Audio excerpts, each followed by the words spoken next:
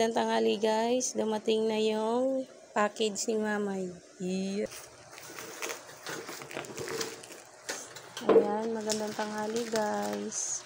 Hulaan nyo ano to guys. Ayan, ang dami. Ang daming mais.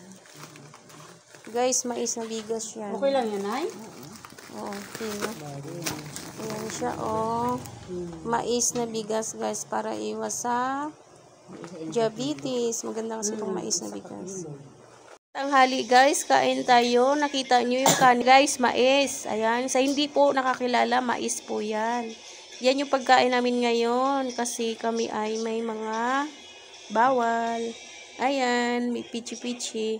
Ang ulam namin guys, ito po, sardinas. Ayan, yan lang po yung pagkain namin. Sardinas at saka mais. Ayan. Mais. Sino kumakain ng mais dyan? Ayan. Kain tayo guys.